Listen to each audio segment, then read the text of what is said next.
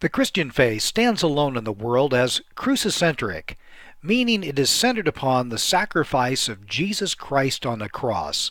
And to remove that idea, you might have a moral framework or some wise ideas to draw from, but you wouldn't have Christianity. The cross of Jesus has multiple implications for everyone, but in these videos, I want to focus our thoughts on ways the cross speaks to our mind and our heart. This is Pastor Chris White, your presenter for this series, and I call this the four pieces of the cross because ultimately each of these, when embraced, brings us to a resting place of peace, a peace that surpasses all understanding. The first piece is shalom. Shalom is a greeting used today by millions of Jewish and Arabic speakers. It can be as simple as hello and goodbye, but shalom has a deeper meaning. In the Bible, the shalom of God speaks of well-being, of wholeness, soundness, completeness, harmony, and tranquility. Another form of peace that the cross brings to us is relief. Relief from what? Relief from the guilt that piles up in our lives. There are some mental gymnastics we can all do to get relief. We can deny the very premise of guilt and call it a falsehood. Further, we can assign it to a cause. I'm this way or did those things because I had bad parents or I grew up in a bad neighborhood. Or you can forgive yourself because somehow you've paid the consequences in some way. But in our heart of hearts, we know the truth.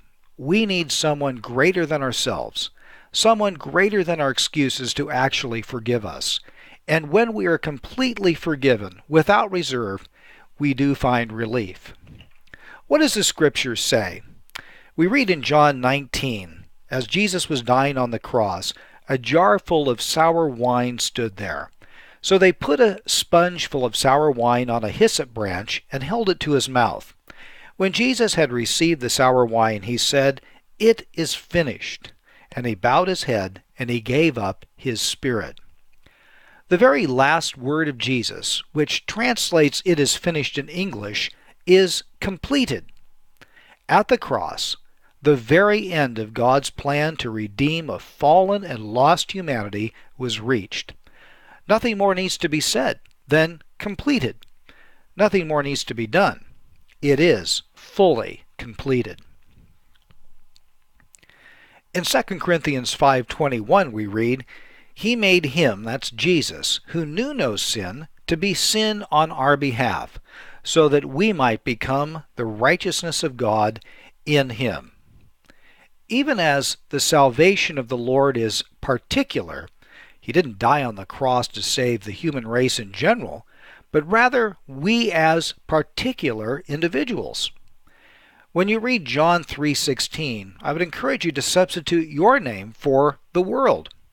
Even so, there is a particularity of your unique sins being borne by Jesus. Those sins were laid upon his shoulders that you might not carry that weight. That's relief. In John 6:37, we also read that the Lord doesn't change his mind about us. He says, "All that the Father gives me will come to me, and whoever comes to me I will never cast out." You know, it's nice when you have a very safe place where you can candidly share your faults with one another. But there is a reason why we don't always tell our secrets to the whole world.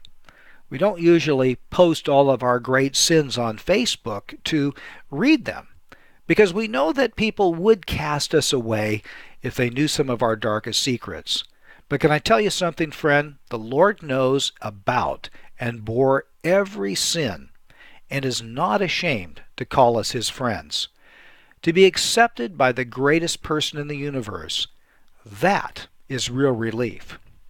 And with that, we conclude part 2 of our 4 pieces of the cross. In our next segment, we'll look at validation, the third piece of the cross. Until then, this is Chris White. Thanks for watching.